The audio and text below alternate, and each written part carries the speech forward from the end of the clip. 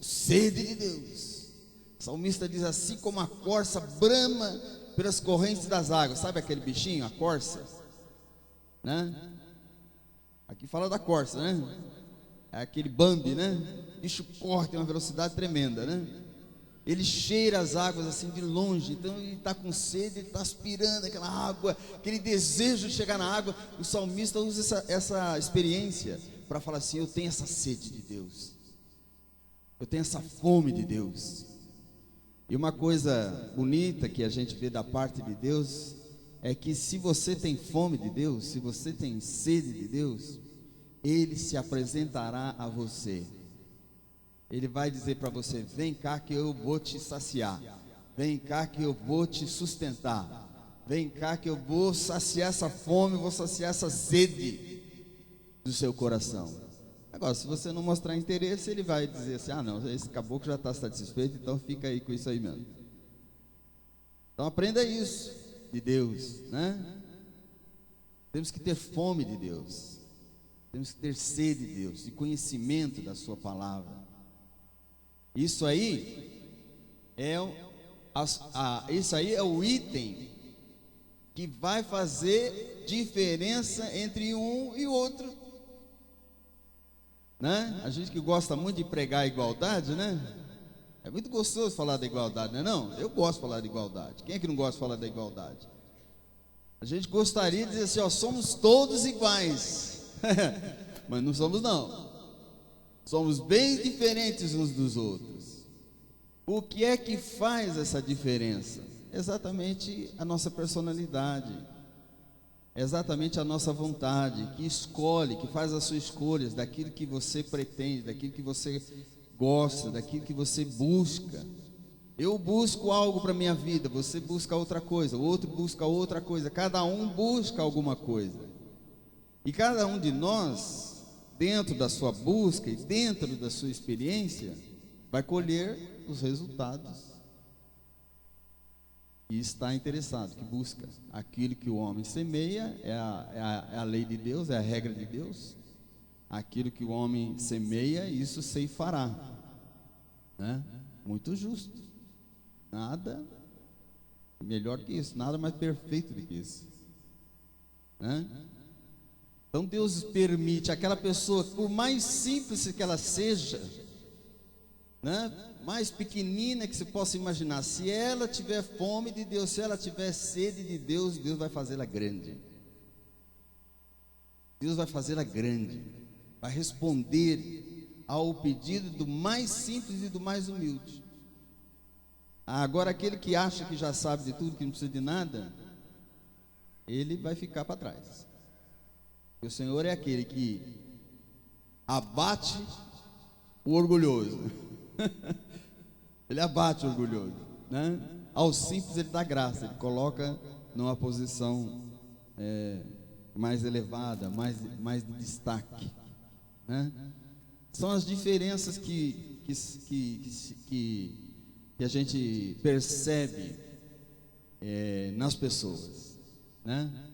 E sobre diferenças é o nosso tema aqui, que eu gostaria de enfocar no nosso estudo dos profetas aqui.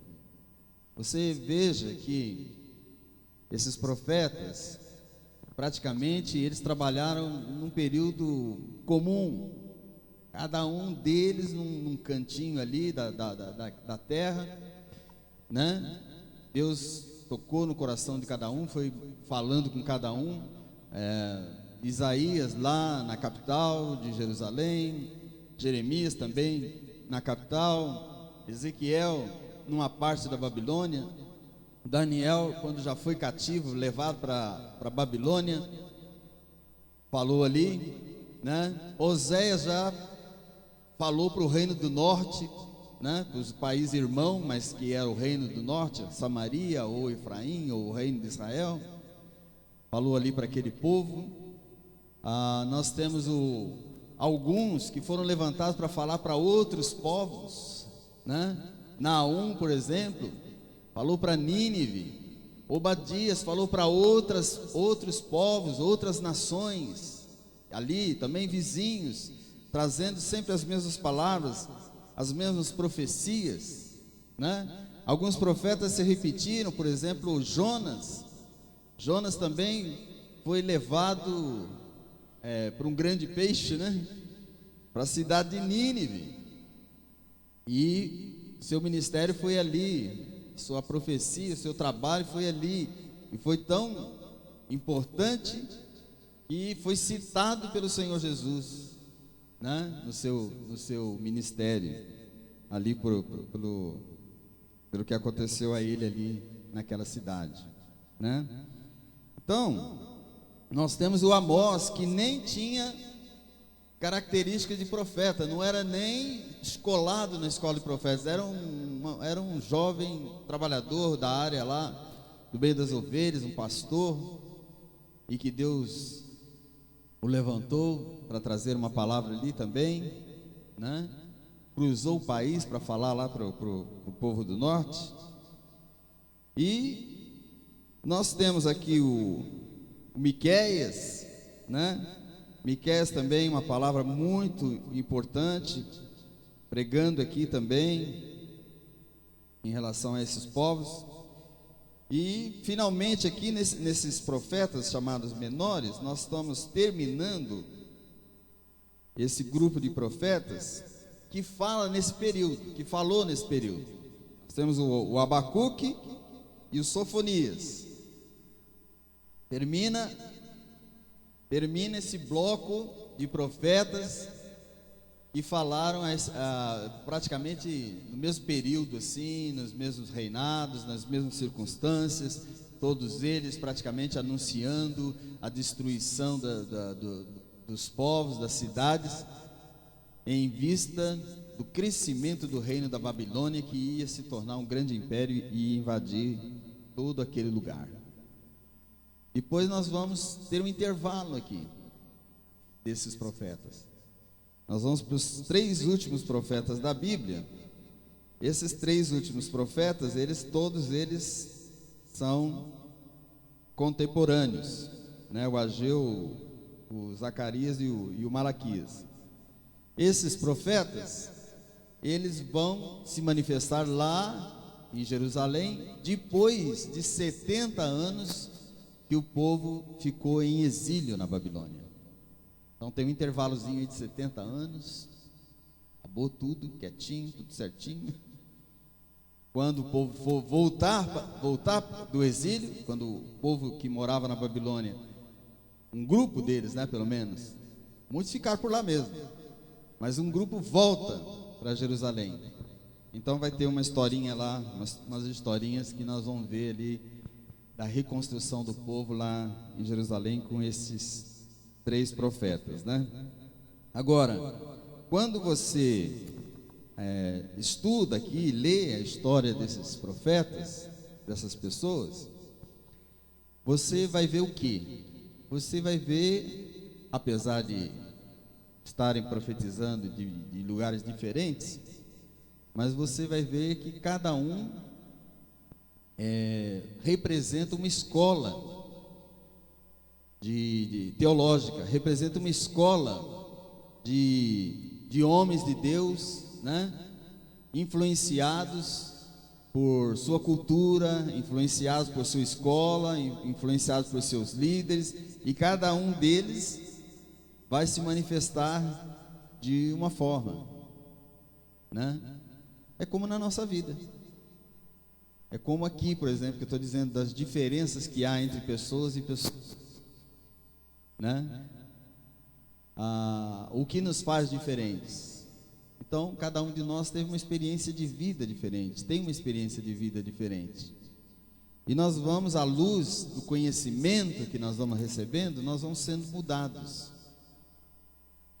Nós vamos sendo transformados. A Bíblia diz isso, né? Vão indo de glória em glória, vão sendo mudados, transformados.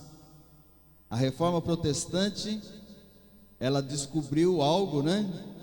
E colocou isso como tese para a igreja, que a igreja reformada é aquela que vive se reformando.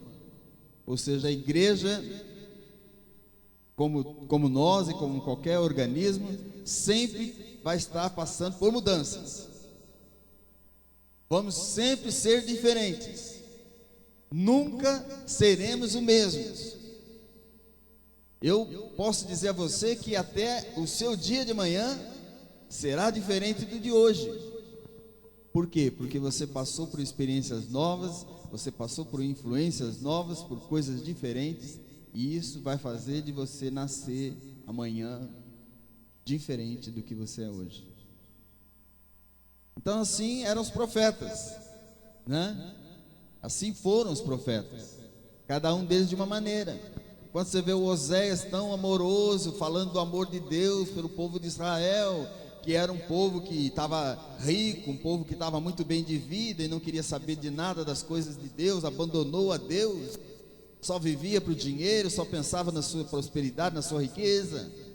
Povo que abandonou a Deus, né? Quando você pensa assim numa situação, quem abandonou a Deus merece o quê? Merece ser abandonado. Quem deixa a Deus merece o quê? Merece ser deixado. Mas o profeta está falando, não, o Senhor está chamando vocês de novo, o Senhor quer vocês de novo, vem para cá. É isso que o profeta prega, né?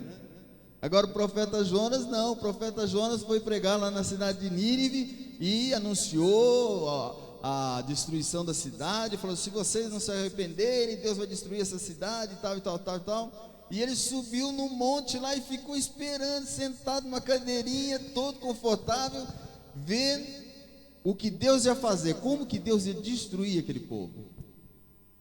Olha a perspectiva que ele tinha, totalmente diferente, né? Até que Deus disse para ele, não, Jonas, espera aí, não é assim não.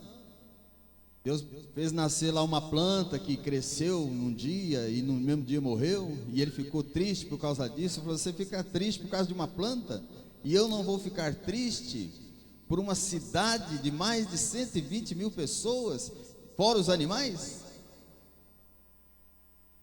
Então Deus mostrou através de Jonas ali que o objetivo dele, o interesse dele é salvar, é restaurar o ser humano. Amém? A maioria dos profetas não entendiam muito disso. Anunciava juízo, juízo, juízo, juízo. Como às vezes a gente fala muito, né? Do juízo de Deus e tal, o inferno, isso e aquilo. Mas não é isso que está no coração de Deus. Está no coração de Deus que o homem chegue ao arrependimento, que o homem se converta, que ele se arrependa dos seus pecados, que ele reconheça a sua pequenez, que ele volte-se para Deus, que ele busque a Deus e que ele viva bem, que ele seja feliz, que ele seja salvo. As palavras de Deus é essa: o Senhor não tem prazer na morte de ninguém, antes Ele quer que todos se convertam. Qual de vocês que tendo filhos, por mais tenebroso que seja o seu filho, por mais bandido que ele seja, você não quer que ele seja salvo, não quer que ele seja restaurado? Não é não? Você vê aí os bandidos quando morrem na rua lá, a mãe vai lá e deita em cima do filho e chora pelo filho que morreu. Por quê? Porque ela não queria que ele morresse daquele jeito como bandido, ela queria que ele fosse salvo. Deus não faz diferença, Deus não age diferentemente. O desejo de Deus é buscar a salvação do ser humano, né? Mas eu escolhi Abacuque por quê? Porque Abacuque se destaca de todos os outros profetas na direção que ele tem diante desses problemas. Ele tem uma direção totalmente diferente, né? Como eu falei, cada um tem uma influência, vai trabalhar, vai ver de um jeito. Mas Abacuque, ele, em vez dele falar com o povo, em vez dele pregar a destruição para o povo, Abacuque volta-se para Deus e fala assim: eu vou conversar com Deus, eu quero conversar com Deus, meu papo vai ser com Deus. Então Abacuque volta-se para Deus e começa a conversar com Deus. Meu Deus, o que está acontecendo? Meu Deus, por que essa violência? Meu Deus, por que essa maldade? Meu Deus, por que a gente vê tanta coisa triste? Meu Deus, por que tanto sofrimento? Meu Deus, o ímpio oprimindo o justo. Meu Deus, a lei se afrouxa, quer dizer, ninguém mais segue a lei, ninguém mais atenta à lei, ninguém ouve mais a lei, ninguém olha para a lei, né? Então ele vai conversar com Deus. Eu gosto muito dessa perspectiva do profeta. Eu gosto muito dessa visão do profeta, né? Porque não adianta nada a gente ficar falando com as pessoas. Olha, eu vou dizer para você, é perda de tempo ficar se debatendo, né, com pessoas. É perda de tempo. Primeiro, porque a gente sabe que o mundo vai de mal a pior e ele não vai melhorar nunca. Nós sabemos que ele vai piorar até a volta de Cristo, porque a própria Bíblia diz isso. Segundo, que cada um é juiz da sua própria cabeça. Cada um determina a sua própria sentença. Então, não é por falta de testemunho, não é por falta de palavra, não é por falta de manifestação, de amor, que as pessoas escolhem o caminho do mal. Elas escolhem o caminho do mal, estão determinadas para a maldade. Paciência. Querem morrer. Eu acho burrice, eu acho um erro muito grande. Eu quero é viver. Mas, infelizmente, a grande maioria não vê dessa maneira, né? E segundo, que Deus é o nosso Deus. Somos o seu povo. Somos um povo escolhido de Deus, somos um povo separado por Deus, somos um povo que conhece a graça de Deus e um povo que vive a graça e a misericórdia de Deus. Amém? É por isso que aqui no capítulo 2, no versículo 4, ele diz assim: a alma do soberbo, né, não é reta nele, mas o justo, pela sua fé, viverá. Amém? O justo vai viver pela fé, querido, aprenda isso. Nós vamos viver pela fé. É pela fé que nós vivemos. É por causa da fé que nós vivemos. O ímpio vai ser castigado, morrer, vai sofrer, mas o justo vai escapar, o justo vai viver, o justo será livre. Sabe por quê? Por causa da sua fé. Por causa da sua fé. Então, veja só, violência, essas coisas tristes sempre aconteceram, né? Sempre. O mundo é mundo, sempre houve essas coisas. A gente vê hoje aí na televisão tanto sofrimento. Nós estamos vivendo uma experiência na humanidade que nós nunca passamos. Vendo aqueles milhares e milhares de pessoas saindo de um continente e indo morar no outro continente. Que coisa! Quem podia imaginar que isso fosse possível? Quem podia imaginar que isso fosse acontecer, né? Pessoas de culturas tão diferentes, de costumes tão diferentes, de outra religião, principalmente a religião islã, saindo daquela parte do Oriente Médio, do Oriente, né, mais distante, e da África do Norte, e cruzando os continentes, entrando praticamente que a pé na Europa e atravessando a Europa, buscando um outro lugar para morar, um outro lugar para viver. Que coisa! Vou dizer para vocês, eles vão chegar aqui também, viu? Pode ter certeza. Alguns, muitos já estão aí, né? Muitos grupos já estão aí, mas vão chegar mais e mais. Quando você poderia imaginar uma situação dessa?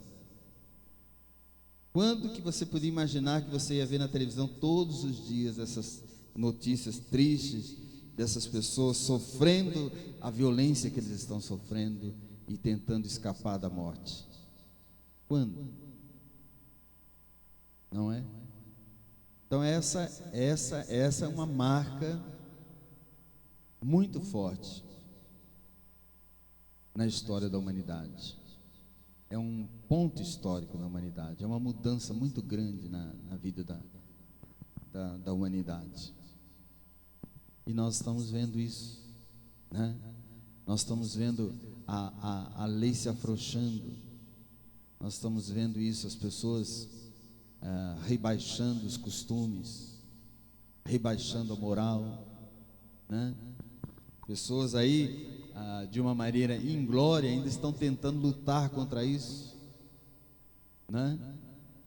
Outro dia a gente viu aí na televisão uma escrivã lá nos Estados Unidos foi presa porque ela se negou a fazer um casamento gay. E o marido disse para a imprensa assim: ó, vocês podem anotar aí, ela vai ficar presa e ela não está se importando de ficar presa. Ela não está nem aí se estão prendendo ela, se ela está indo para a cadeia, mas ela quer se posicionar diante dessas coisas que estão acontecendo nos nossos dias hoje. Que coisa, hein? Que coisa tremenda, hein? Imagine só, nós estamos vendo isso. Você e eu, como profetas de hoje, faríamos o quê? A gente pode pegar a cartinha aqui de Abacuque e escrever ela e colocar seu nome, pode não? Porque nós estamos vendo tudo isso, nós estamos passando por tudo isso, né? Agora,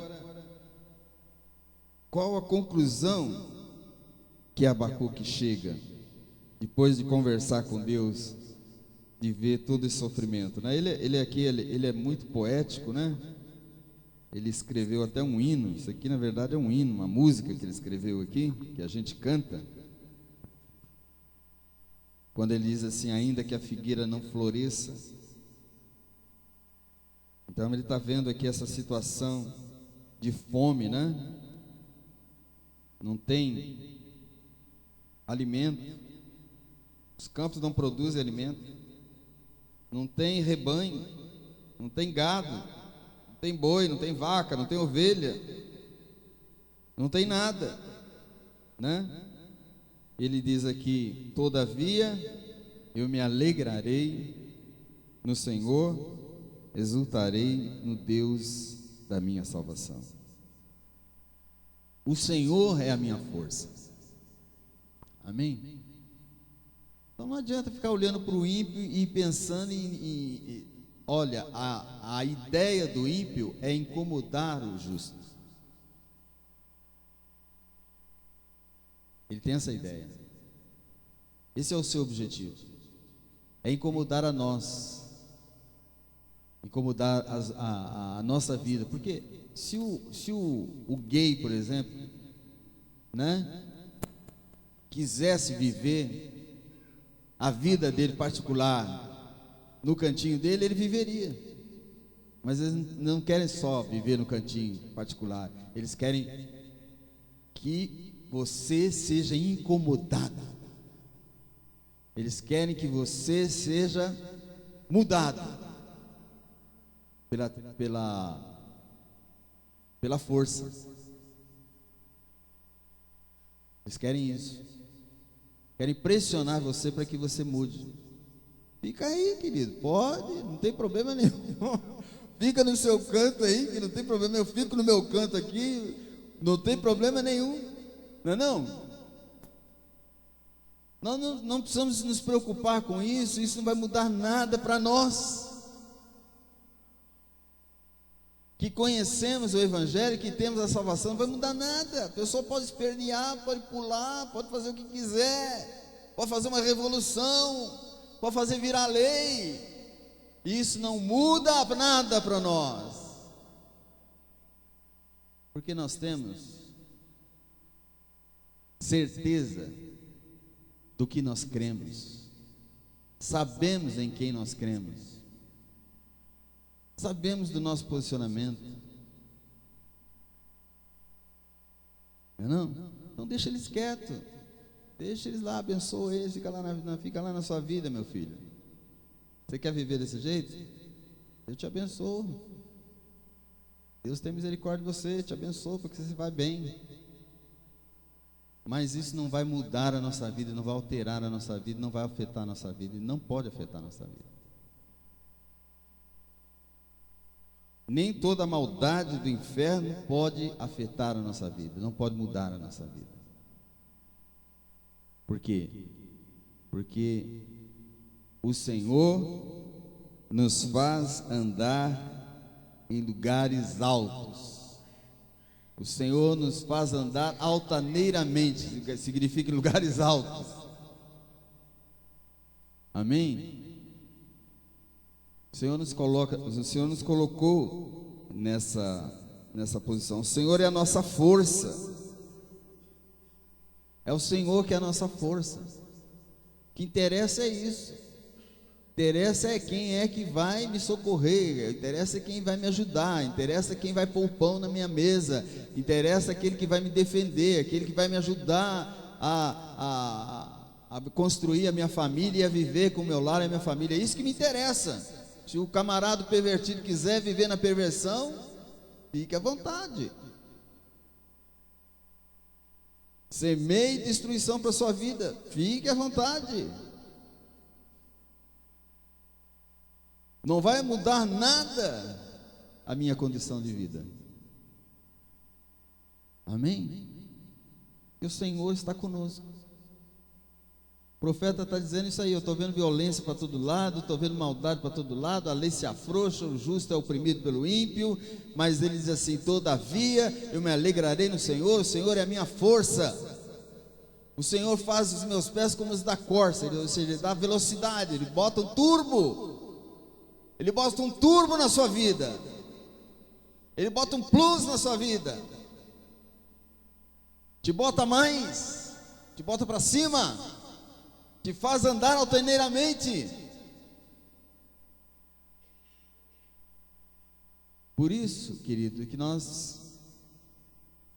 essa é uma perspectiva, essa é uma visão que nós devemos ter, né? Procurar viver a nossa vida tranquilo, quietinho, em nosso lugar, com justiça, com santidade, com amor, amar o nosso irmão, ser amado pelo irmão, né?